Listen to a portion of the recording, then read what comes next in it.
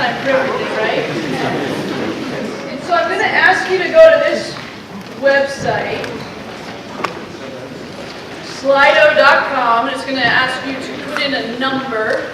Everybody can see it, right? It's pound N315. And the first question, hopefully, is an easy one.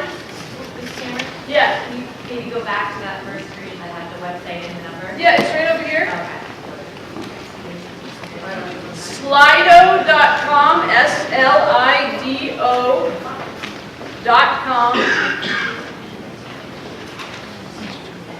And it's going, and you enter in that event code. And hopefully it's asking you an easy question. What class are you or is your child in? So if you are in the class of 2019, and I suspect that's a lot of you, you're juniors. If you're in the class of 2020, you're a sophomore, grade 10. And if you're in the class of 2021, you're a grade 9 student. It also helps us count how many people are here.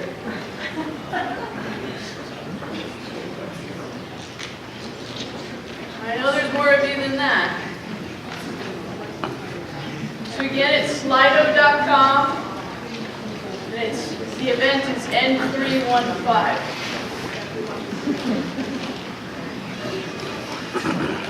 Climbing, we're at 100. Good.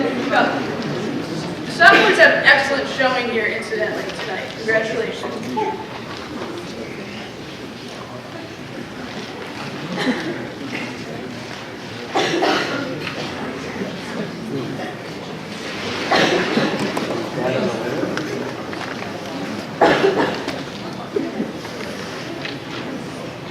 So everybody kind of has the hang of it now? Okay. We're going to get on to the harder stuff. Kind of. It's not too bad. So we're going through this college search process, and we'd like to know, what are your big concerns that you have as we go through this process? That's usually the top one right there. How are we going to pay? We'll talk about that in a second. So what are your biggest concerns in this process? How am I going to pay for this? Will I or my child get into college? Or get into the college they want? Where do I start to look for information? Or how and when do we visit schools? And of course there are other things there's lots to worry about. There's other things to concern yourself with. These tend to be on the top of the list of concerns as we've experienced now. So financing this education seems to be a significant concern. And will we get in? How do we find that right match school? And I think that's an important operative word, the match school. How do I find the best school for me or my child? We'll take one more second with this one.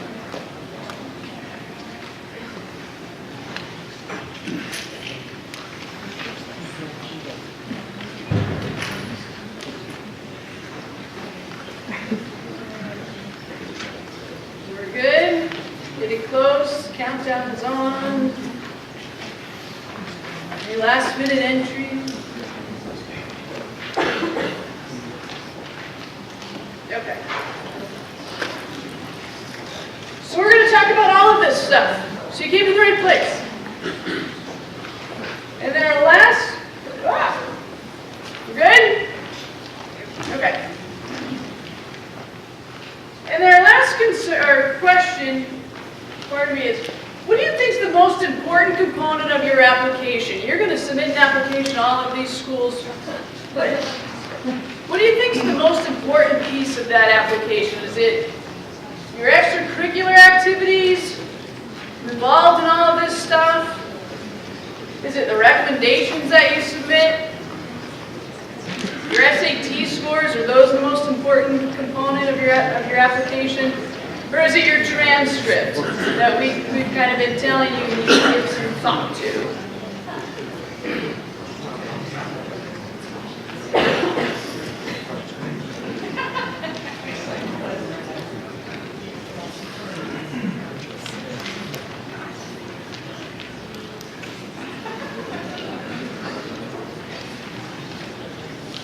So in great news, you guys have been paying attention. The transcript is hugely important as we go through this process.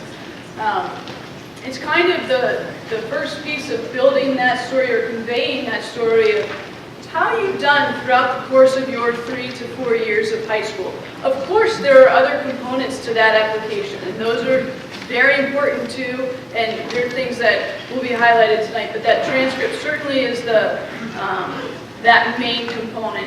And that's where we start to look, when we're looking at finding you that match school, that's one of the big pieces we take into consideration, is taking a look at your transcript and making sure that the courses you take, what your interests are, and your success in those courses match up to the colleges that you're looking at. So we're going to switch gears here a little bit. You can put your phones away now. Put your ringers off, of course.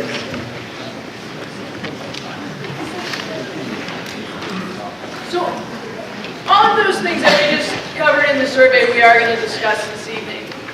I'm going to take you through a little bit of, from now until, let's say, the end of junior year, kind of where you should be at and the things you can be doing right now. And then our speaker is going to take you through a lot of the how-tos a little more in depth.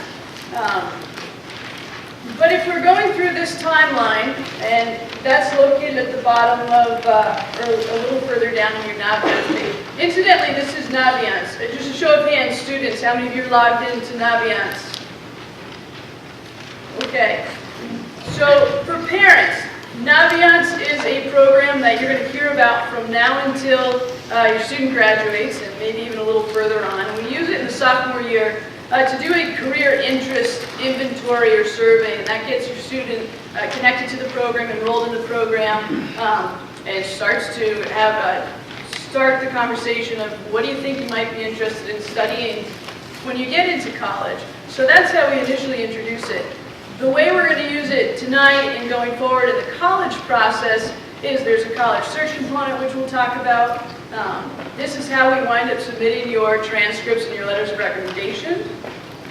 And there's you kind of use it as an electronic file folder so that you're able to see the schools that we're talking about, we're able to see the schools that you're talking about, and we've got some significant data in here that will help us to gauge whether schools are on target for your student, and I'll show you a little bit of that. So we've got some information here about starting off in the junior year, and that's what you have in your hand. I know this is a little challenging to see. Many juniors, some sophomores, but most juniors took the PSATs in October, and I know you're all waiting, when are we going to get them back? That's tomorrow. We've been delayed 3 times with weather and a couple of other things with handing back your PSAT scores. Those will be given back to juniors tomorrow afternoon, and you'll be hearing about it tomorrow morning. But that information will come back tomorrow afternoon. The PSAT is a great assessment of where your strengths are and where you could maybe focus a little bit of extra attention as you prepare to take the SAT. And typically that SAT happens in March. Oftentimes, once you get that score back, the question becomes, well, where can we do any kind of prep? You know, I've got some areas of that I want to increase my ability in. How can I do that? We are going to be offering an SAT prep course. Again, in Naviance, over here in the Pages section, you'll see a link for SAT prep courses. This is the information on that course. It's going to be running starting the end of January, and it will prep for that March exam. You, of course, could take the May exam as well, but this will be running here at the high school. There is an email address to contact the teacher, and that is first come, first serve. So if you want to write that down, that'll be handed out tomorrow, but that's the basic information.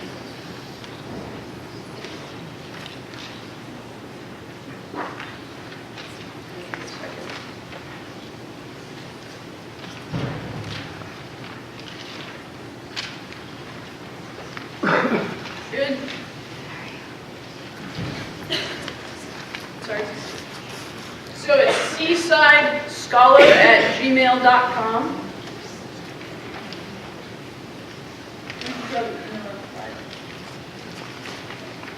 We can send you out a flyer as well.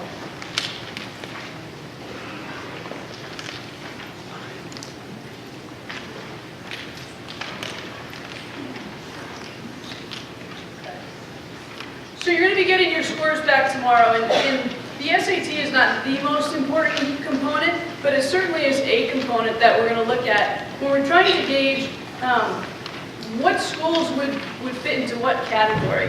And of course, there's all sorts of components that go into finding that school. There's over 6,000 institutions just listed in this program. And we're going to narrow that down to roughly 6 to 8 that you're going to apply to. And ultimately, it's going to be narrowed down to 1 that you're going to attend. And so we need to figure out what things are important to you in looking at a college and what things make sense for you. The standardized test score is 1. Your grade point average is 1.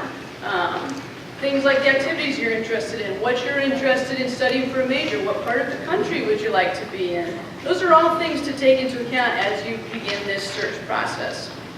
So we've got to narrow it down from 6,000 colleges to that 6 to 8.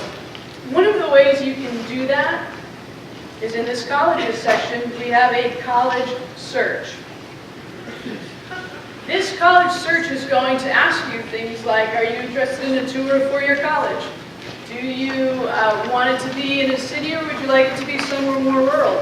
What would you like to see for major options at the school? Is there an athletic team that you'd like to have? And very quickly we'll narrow down that list of schools. Again, we're looking for about 6 to 8, but we'd like to start a little more broad, because you're going to look at some schools and say, oh, I would never step foot on that campus. And you look at other schools and say, oh, I think this is something I want to explore further. So you can go through and do that match, and you can save your colleges into this colleges I'm thinking about list. And we've got a few schools up there at this point. And if you're looking at schools in the Northeast, it might be a little longer list. If you're looking at schools in Montana, your list might be a little bit shorter. But it's at least a place where you can keep it, again, that electronic file of schools that you're interested in considering a little further. The next question usually becomes, well, can I get in there? Again, there's a lot of components that are going to factor into whether or not you are admitted to a school, but 2 that we use right off the bat to just begin to gauge if the school is a match school for you are your standardized test scores and your grade point average. So if we were to look, if you picked a school and you were to go over this area of the graph, and this is called a scattergram. Let's look at the University of Rhode Island here. We've been logging data over the past 5 to 6 years of students from Nassau High School who have applied to the college and what their decision is. And based on their grade point average and their SAT score on the bottom, we're able to see what the admission result was. So this is a place where you can just begin to get an idea of, okay, this is a school that kind of looks like me. The kids that get in there kind of look like I do. Or this is a school where the kids that have applied here don't quite match where I am. There's all sorts of other components that contribute to admission, but this is at least a starting point. So I wanted to make sure I pointed that piece out to you tonight. So this is in the scattergram section of Naviance. Okay?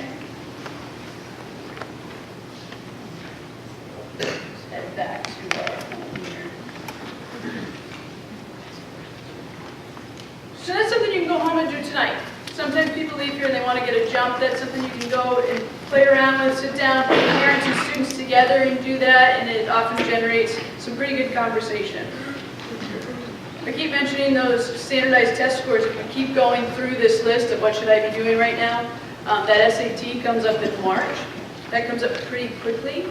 That is something that if you're interested in applying to college, you really should be signing up for. There's one in March, and there's also one in June here at Nauset. There's also one in May if either of those two test dates don't work out for you. The next thing to think about as you've done a college search, you've got some schools you're interested in, is let's go and see some of them. This process becomes a little different when you step foot on a college campus and say, okay, this is real, can I envision myself being here? That's a great activity to do over February vacation. It's a great activity to do over April vacation when there are students present on campus. College campuses look a little bit different in the summer when there's nobody around. You may get a very different feel from a campus in the summer as compared to a time when there are students walking around. So we do encourage you to get out there when there are students present. So those vacations are a great time to do that. If not, that's totally okay to visit over the summer, but ideally if you can get there when there are students, that's the best case scenario. So that's another thing that you can be doing in this time kind of between now and, let's say, the end of the school year. On top of all of that, if there's one take-home from tonight for the guidance piece, is that we'd like to meet with you. We'd like to meet with you and your student individually. While this is a great roadmap, this is a very individual process. Everybody has their own high school experience. Everybody's looking for something a little bit different as they go through this college search. And we'd like to know where you're at. We'd like to have a conversation so we're all on the same page and make sure that this process is fitting your needs. So if nothing else, we'd like to sit and meet with you. Guidance counselors are available, of course, all day during the school day. All of us are here in the morning by appointment before school, and we're all here in the evenings up until 7 o'clock. We have one evening that we're assigned, and that's on the back of this packet. I think most of us are Tuesday except for Mr. White. So you can call our secretary, Mrs. Adams. You can email your counselor directly to set up an appointment. But it gives us all a chance to sit down and answer a whole lot of questions, go over this a lot more in depth, take a look at your transcript, take a look at your scores, figure out what you're interested in, and kind of help you along in this process. Because it is a very individual process. So from here, this is kind of this is what we do, but we'd like to give you the college admissions perspective as to how to navigate this process. And we're lucky for seemingly a very long time now. Yes. We've had Heidi Erickson come and present with us from Quinnipiac University. And while she is from Quinnipiac, and that's her area, Heidi does a really nice job of summarizing this process generally from start to finish. And so we're thrilled to have her here with us tonight. So please join me in welcoming her. Well, it's a real treat for me to get to be here. I have to say that coming to NRHS is like coming home because I go way back with your guidance office. It's interesting because I've been in college admissions for about 3 decades, and boy, has a lot changed from year to year, from decade to decade. But I always like to give more of the personal side of the process, because I think a lot of times, people think, oh, she was born an admissions person. Yeah, not really. I actually grew up in Marshfield, Massachusetts, or as my family says, Marshfield. And I was the baby of 3 kids. And I was dragged up and down the East Coast with my older brothers on their college search. And so I think by the time it came to me, I think my mom was feeling super broke. And that was way back when. But I think she also was kind of thinking, this is going to be super easy because been there, done that. Well, little did she realize that she was going to be working with the poster child for what not to do in this process. Anything that you could have done wrong, I did it, and I did it with gusto. So I was in it to win it, and I thought I knew everything. Wow, I'm so lucky to be here today. I can't even begin to tell you. But I think part of the reason why I tell you this is because if I can do this, you can so do this. First of all, the school that you go to is really second to none. I have nothing but incredible things to say about the guidance staff, the faculty, the administrators, the curriculum that you all have, the fact that you have this college night, the fact that they have evening hours. That's really unusual. So just want to point that piece out. But what I'm hoping to do today is kind of demystify the process, get you really excited about it, because I have to tell you, you are in shopping mode, okay? And you are getting ready to make one of the biggest investments, and some of you are making this for a second time, a third time, and I don't need to remind you about that investment. But here's the thing. There are over 6,000 wonderful colleges and universities out there. And as you're looking at those schools, you're going to find that there are a number of schools that would be a really great fit. There's not just that one school. And there are going to be many schools that you haven't heard of. Well, I'm going to ask you to keep an open mind because really at this point, we haven't heard of you yet either. We're really hoping to change that. So tonight, I'm going to share some of Heidi's helpful hints. We're going to talk a little bit about the college search. We're going to talk about the application process. I'm going to define a little bit better the parents' role and the students' role in this process because sometimes that gets a little blurry. We're going to talk about admissions results, and we're going to talk a little bit about money. Not a whole lot, but again, some of Heidi's helpful hints. And my biggest challenge will be to do this all in about 35, 40 minutes. So hang on to your hats. So one of the things that you were just learning about is how you get started. How many of you have had a chance to visit any college at this point? All right, straighten up at the elbows, loud and proud, large and in charge. There you go. Good, excellent. Well, and again, if you haven't, your timing for this whole process is perfect. So you need to ask yourselves a few questions because now you're going to put together your criteria as you're looking at schools. And I have to say, this whole Naviance thing is awesome. So really have fun with it and play with it a little bit. But ask yourself questions such as the size of a school. Sometimes I'll talk to students and they'll say, I'm looking for a school that's under 10,000 people. Or a school has to have at least 15,000 people.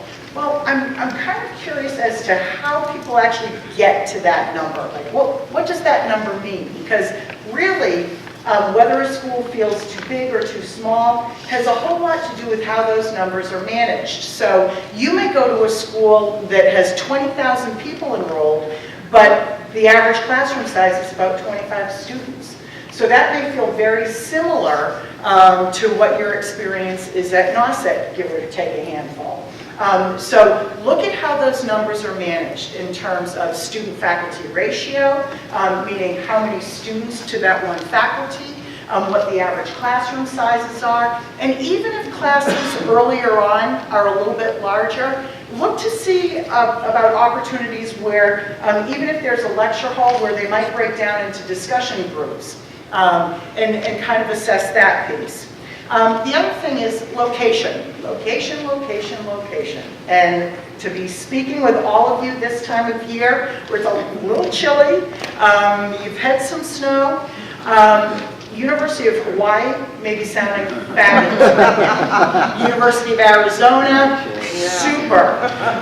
And can you imagine the parents' weekends? Would that be super fun?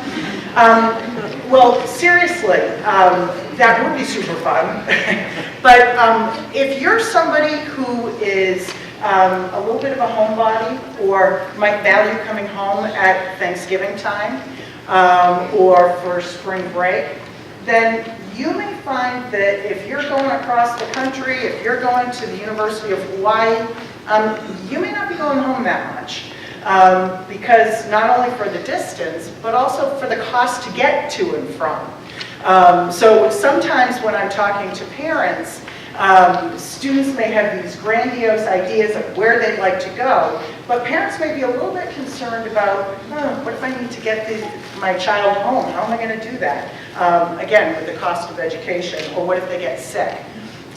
So talk about those things, and it doesn't mean that you shouldn't do it, it just means you should have the conversations about it.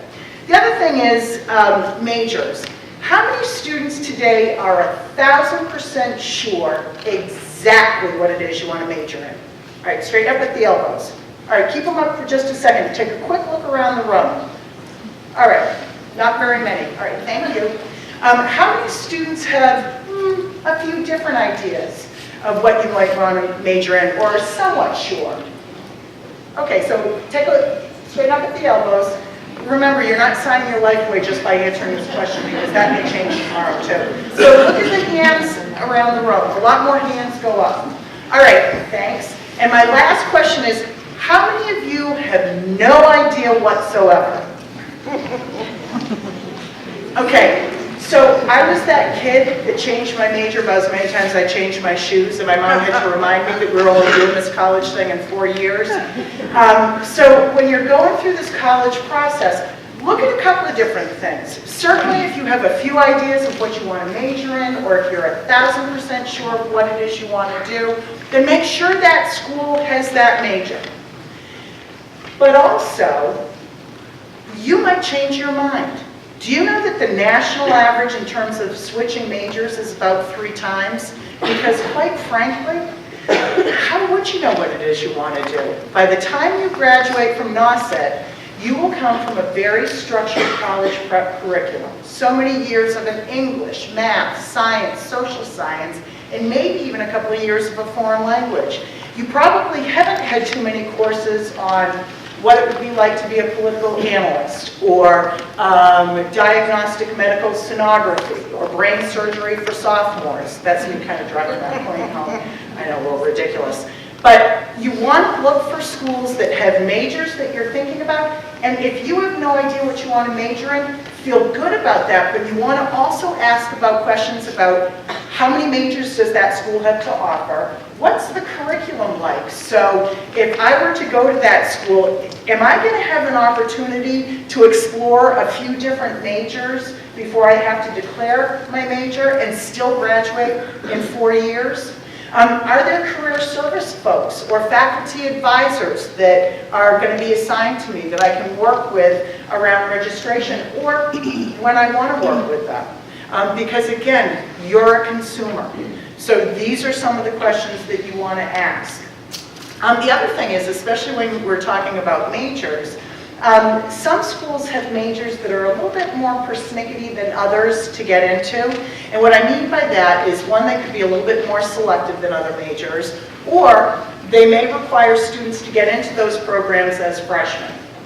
So you want to make sure that at those particular schools that you have an understanding of how those particular majors operate. Okay? The other thing is think about what kind of learner you are. How many of you would describe yourselves as hands-on learners? You learn best by doing. Okay, so then you're the folks that are going to be looking at schools that have internship experience, co-ops, clinical experiences, where they're actually integrating that work experience that has to do with your particular major into your educational experience, and that you're getting college credit. Maybe you get paid, maybe you don't, but at least you're getting that experience so that you can actually put together a resume. Some of you may be a little bit more independent in terms of your work style. So you may not mind being in a class that's this size, because you know what? You're independent, it's the thrill of the chase in terms of the knowledge.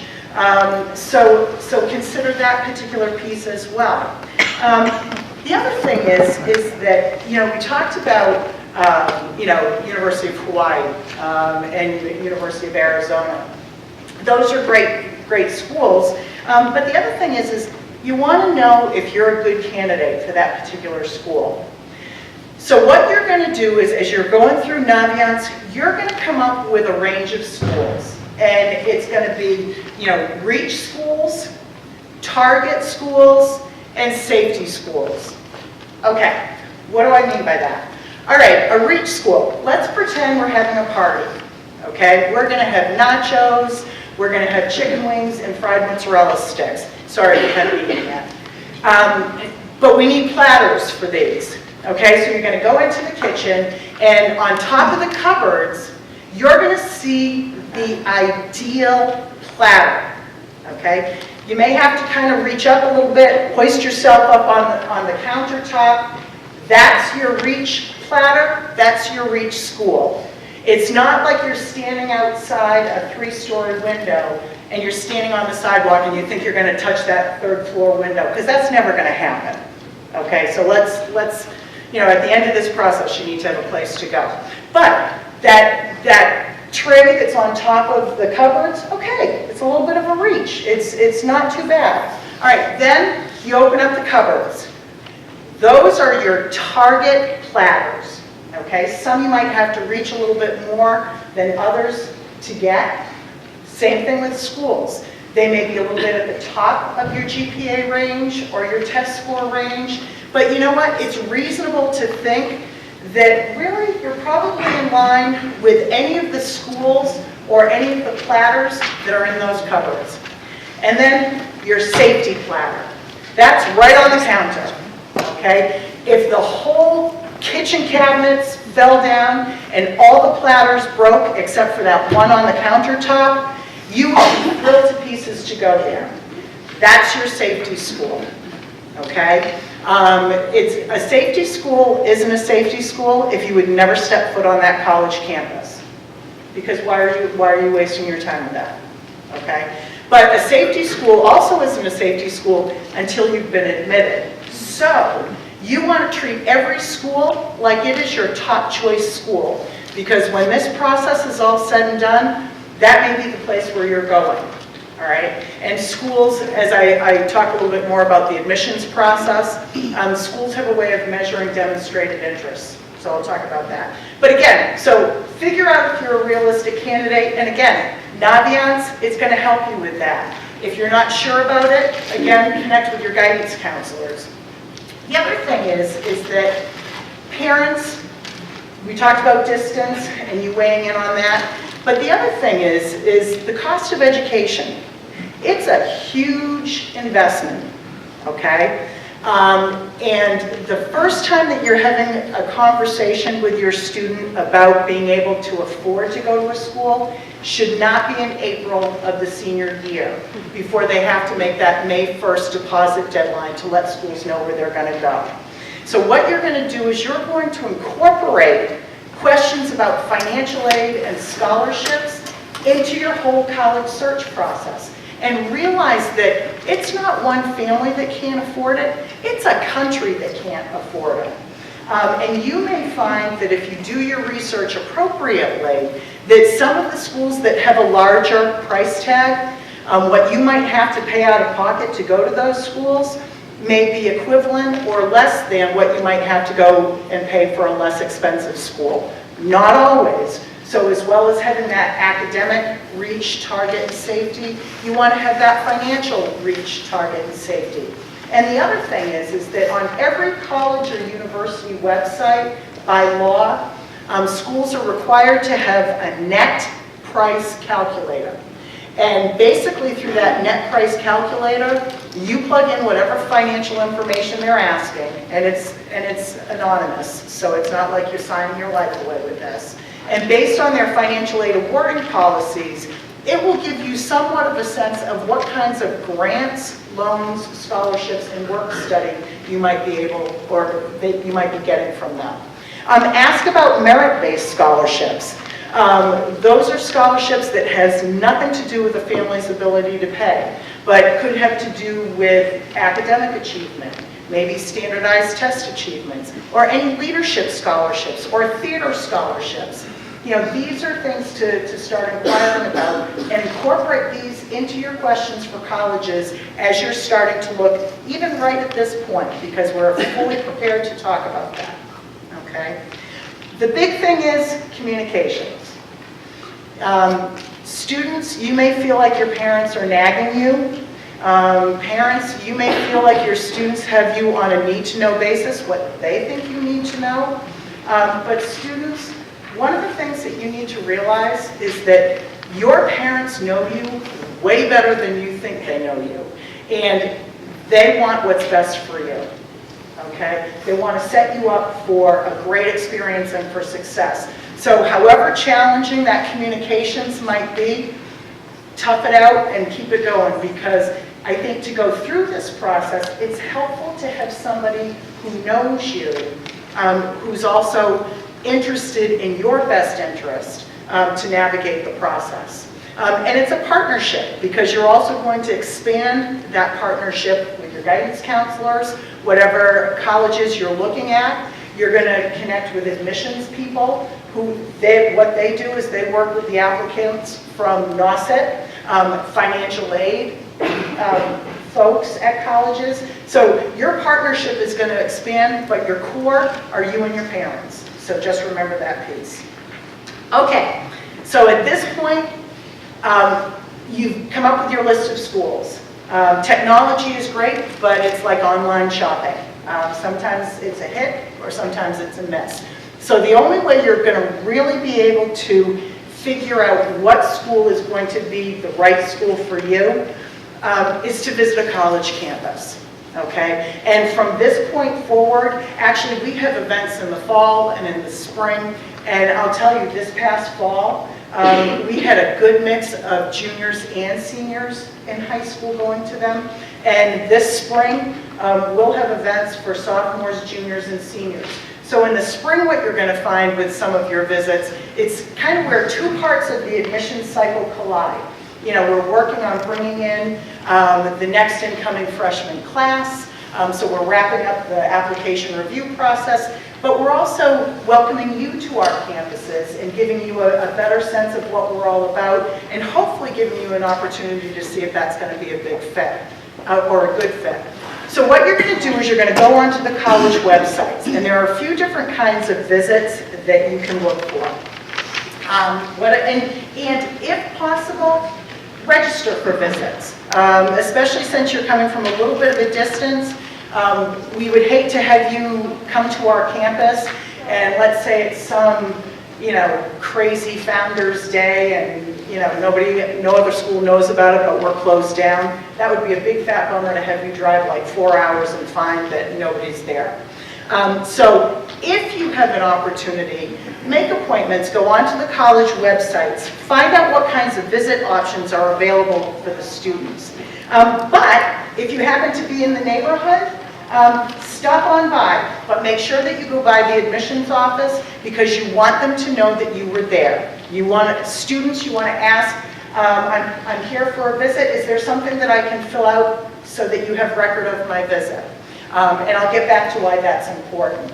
But some of the typical visit options, campus tour. Typically, you're being toured by current students at that particular schools. They're the experts. That doesn't mean that they know everything, but they're living the experiences. And they love to talk about their experiences, good, bad, or ugly. So you want to ask those questions.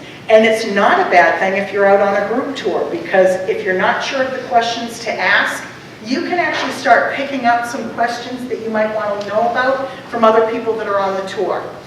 So keep in mind that. Group information sessions are typically led by an admissions person, a counselor. What's different about a group information session versus a campus tour is that you're probably at a group session, you're going to learn a little bit more about the majors, perhaps about the application process. So if you have an opportunity to do both an info session as well as a tour, take advantage of both. Personal interviews. That's a one-on-one experience where typically the student goes in and talks to an admissions representative. Not every school offers an interview. Some schools require them, others make them optional. If you are somebody who it is very painful to have a conversation with a stranger, you may want to think twice about going in for that interview. Better yet, you may want to stretch a little bit and perhaps do some role playing with a sibling, with a friend, with your guidance counselors about some of the questions that you might be asked when you go in for an interview. okay? When you go in for an interview, two things are happening. One is you're gaining information about that particular college or university, but the other thing is that you're having a chance to market yourself. And I am a firm believer that if you do your research appropriately, there should be no surprises in this process. You should have a pretty good sense of what those reach, target, and safety schools are going to be. But let's say you had a really difficult time in geometry in sophomore year, and that grade sticks out like a sore thumb. Address it, talk about it. Or maybe you were a late bloomer. When you first got to high school, you weren't really in the mindset of, going off to college. But as the years picked up and you saw how you were able to rise to the challenge, then your grades may have gone up. Talk about those particular things. If there's an achievement that you feel particularly proud of, be able to talk about that as well. SAT or ACT or SAT2 subject tests, know what your scores are if you're going in for an interview. And if you're not sure what the scores mean, bring them with you and the admissions person can kind of help you understand that. But I'll tell you, something that will just stop the interview in its tracks is if I say, oh, so have you had to go around with the SATs? Oh, I have. Okay, great. So what are your scores? Oh, I don't know. You'll have to ask my mom. No. Like, who took those? You or your mom? I'm pretty sure it was you. So know what those scores are. And parents and moms, dads, if you have to do a little guiding, let that be a behind-the-scenes kind of thing that happens, and not something that, we're going to want you to run out to the waiting room to get those scores from your mom. The other thing is that be able to talk about your GPA.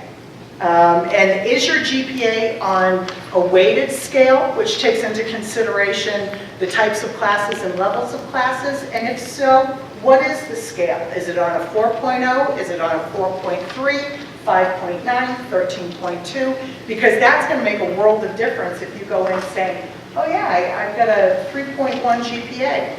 Okay, that's great, but very few high schools actually operate on a 4.0 scale. So you want to know what that is. The other thing is that in terms of SATs, you've been learning that the first SAT that you could take is in March for this spring.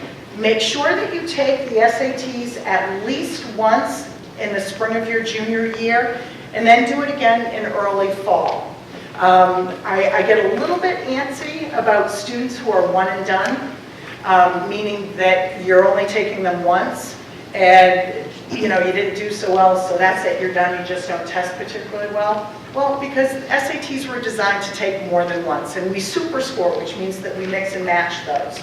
So you want to know what those scores are, but you also want to give yourself an opportunity to finish up your junior year, let the dust settle a little bit, and then when you go back at it in your senior year, take it at least one more time.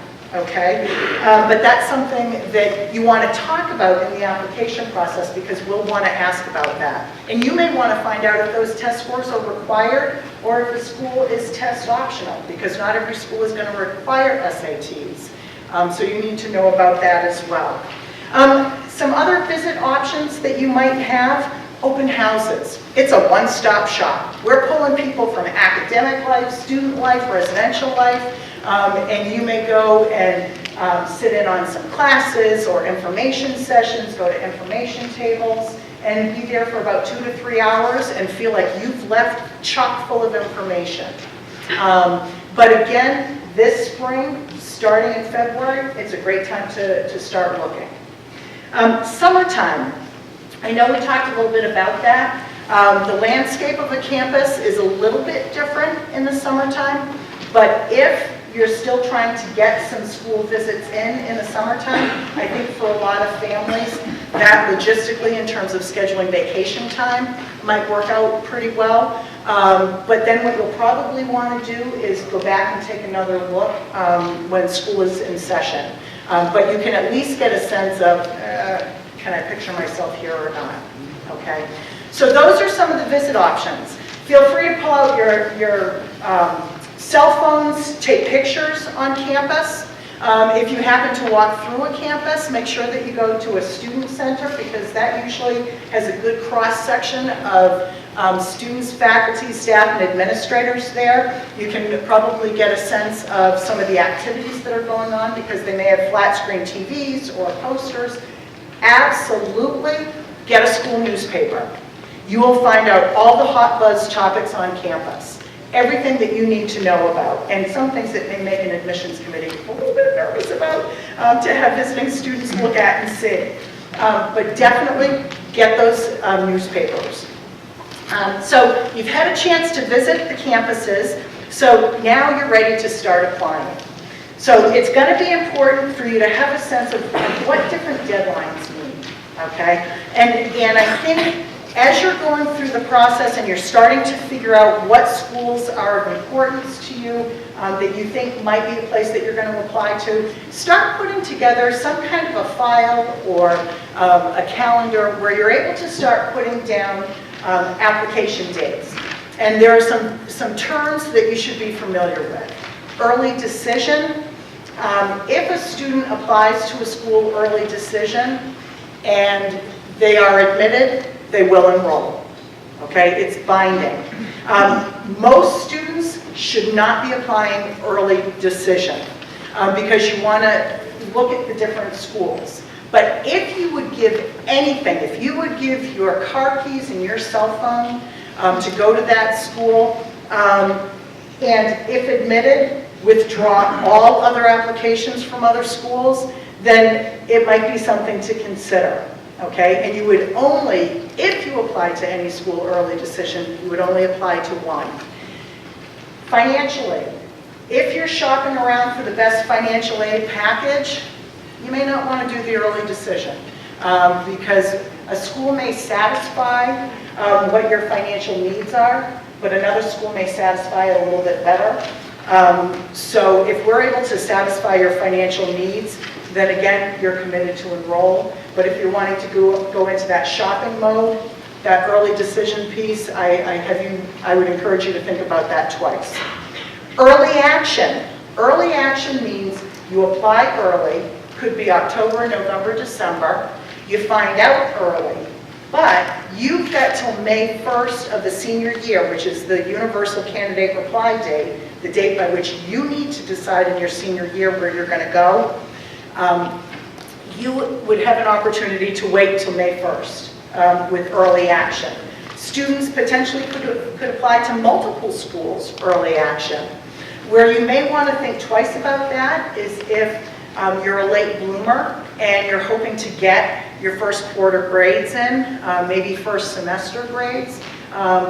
Usually the stronger applicants are going to fare better in the early action applicant pool.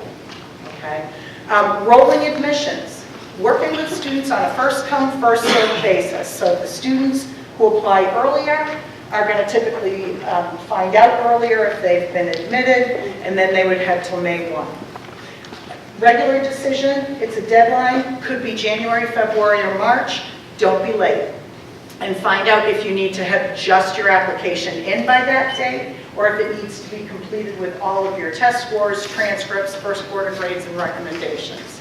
All right, so think about those things. And if you're not sure, ask the questions because we want to be very transparent for you so that you understand the process. And read the instructions. I know that sounds kind of funny, but there's one application called the Common Application that over 600 schools will use as its own. And sometimes students get on a roll of filling out this application, and they're not always reading the instructions. And we're going to be very clear about when the best time to apply is and what we need. Okay? Now, what are we looking for? Well, as you learned before, the transcript is probably the single most important piece of information that any college or university is going to use. Why is that? Because it's giving us an academic roadmap of all of your challenges. What have you taken freshman year right on through senior year? Sometimes students will say, so I understand junior year is the most important year. Well, Junior year is the last full year that colleges will have a chance to look at before we make an admissions decision. But truth be told, we're looking at everything you've taken freshman year, right on through what you're taking in your senior year, and ultimately, wherever you decide to enroll, we're going to be looking at your senior grades. So you want to make sure that you go above and beyond in terms of having satisfied the graduation requirements. So if all you have left is to take an English course and a math course, well, you know what, stretch yourself a little bit more. You know, take a history, take a science, take a foreign language. Or some of you may say, I'm not loving all of those different courses, but I love English. So, all right, maybe take 2 English classes. The one thing I will tell you is, for math, and math was never a strength of mine, I think one of the biggest mistakes students can make is not taking a 4th year of a math, regardless of what that is, because general college core curriculum courses always typically, I shouldn't say always, more typically end up including math. So especially if math is not a strength for you, you want to go above and beyond and you want to take that math class. But ideally, if I'm looking at a high school transcript, I'm looking at the high school that you go to, because I want to look at you in the context of your school. I'm looking at the types of classes and levels of classes that you're taking right on through senior year. For senior year, ideally, I want to see 5 of the traditional subject areas, which again are either English, math, science, social science, or foreign language, or any combination of those to come up with 5 of them. No less than 4. Less than 4, and the applicant looks weak. It looks like you're done, you're giving up. And it's like, you know, it's like you've stopped running before you're getting ready to run the marathon. And your most challenging day in college is not going to be any easier than your most challenging day here. So you need to keep that momentum going. And you want to show that you're not done yet, okay? And I promise you, it will make your transition a lot more reasonable. SATs, ACTs, really important. Find out if a school requires them or not. Quinnipiac actually just went test optional for some of our majors. But what I will tell you is every once in a while I'll get that panicked phone call from a student saying, oh my gosh, my SATs were sent and I really didn't want you to see them. Well, you know what? I can't unsee what I've already seen. So make sure that you know if SAT scores are required or not. And also subject tests. Sometimes some of the more competitive programs at different schools may require that you're taking a subject test to get in. But again, look on the school websites and actually connect with your guidance offices about that. Letters of recommendation. Colleges generally ask for what we need. My whole world from November through March, my nights and weekends are reading applications. And so picture me on a Sunday night in January, and I'm looking at a student's application, and they've got 7 to 10 letters of recommendation. Holy Hannah, what's being said that wasn't said in the first 3? So truly, and you know, your high school teachers, you know, they're busy, and you want to be fair to the other students that are asking for letters of recommendation. Beyond 3 letters of recommendation, it's too much. Sometimes students will say, oh, can my neighbor write a letter of recommendation? Why? Why would your neighbor be writing a letter of recommendation for you? Why would I want to see that? Truly. So it needs to be kind of a compelling reason, because I want to know about you academically. A lot of times your guidance counselors, when they write letters of recommendation, they're including the total student, so that's important. And don't discount the class where maybe you didn't get the best grade in that class.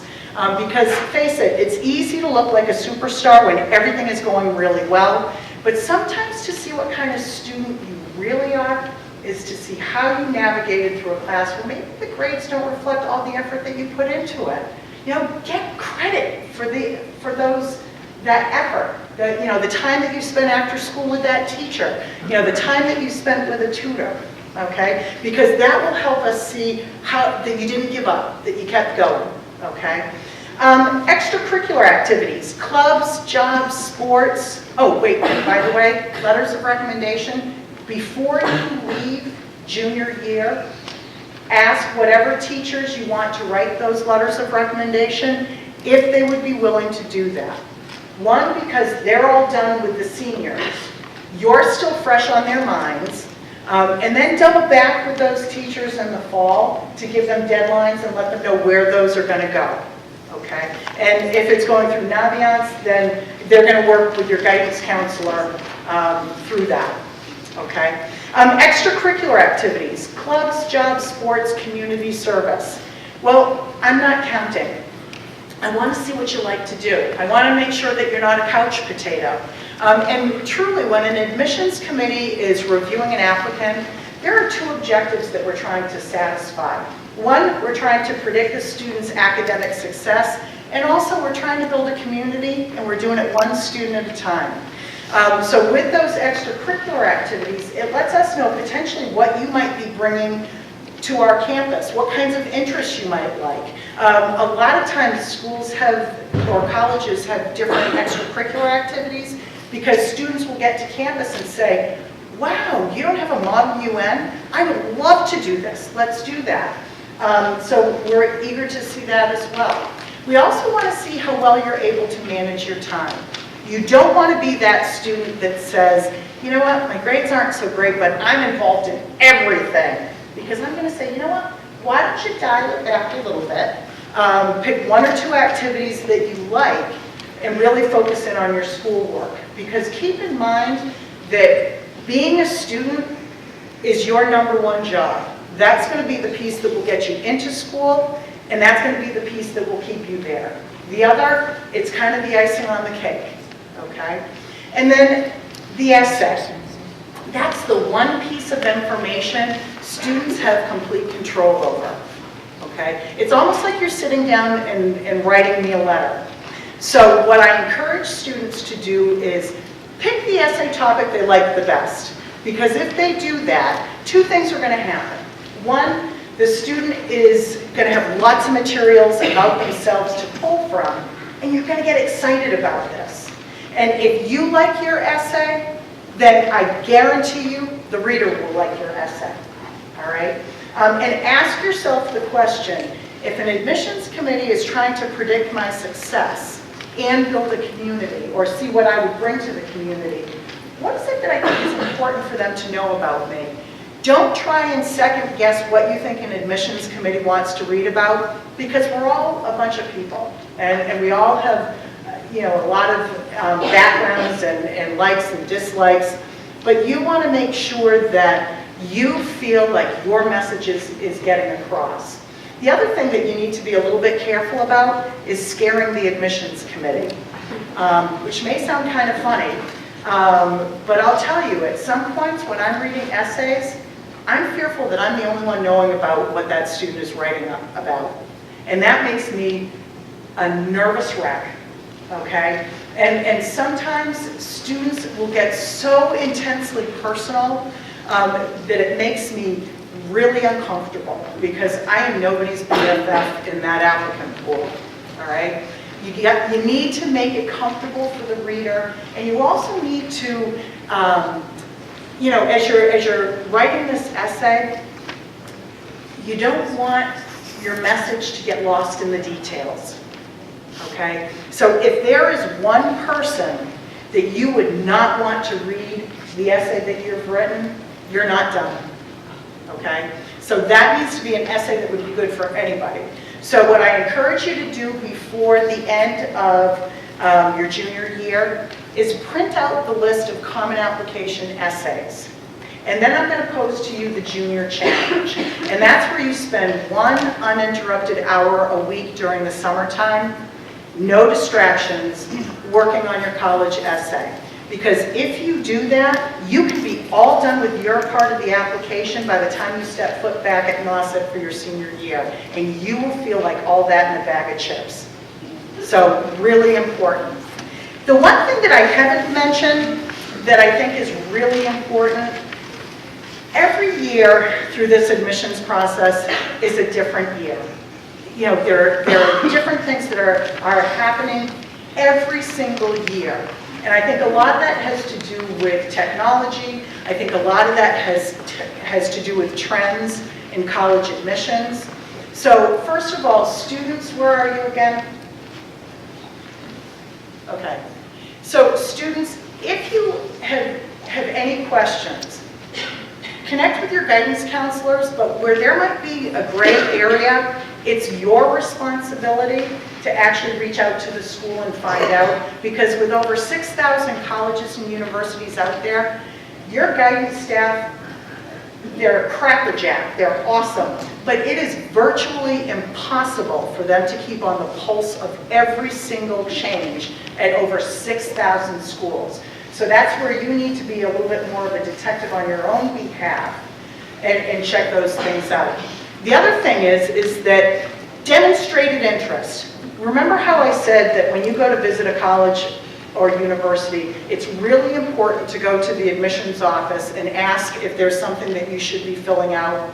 The reason why you want to do that, or if a college admissions representative comes to visit your high school in the fall, you want to see if it's not interrupting with a class, if you can go and ask if you can fill something out, or if you go to a college fair, maybe print out labels with your given name, address, email address, what major you might be thinking about if you know, and your year of graduation as well as your high school, and then just stick those to each of the information cards, because what happens is we actually log all contact that you have with us. And in this process, something that we're doing a little bit more of these days, we have an applicant pool of about 24,000. We're trying to actually bring in a freshman class of 1,900. Now, we over-admit, and most schools over-admit by a lot. But the closer we get to our last rounds of acceptances, if I've got a borderline candidate and they haven't been to campus for a visit, or they haven't reached out and connected with me or one of my colleagues, or I haven't seen them at a high school, you know what? They may be okay, but somebody else who may not be as competitive may get the spot instead of you, because we don't want to give up a spot to somebody who has never been on campus or has never had any contact with us. So this demonstrated interest piece, it's a very real thing, and how different colleges and universities will use it varies quite a bit. So consider those particular pieces. And lastly, what I'm going to tell you is that I've given you lots of information. It may feel a little bit like you're taking a sip out of a fire hose.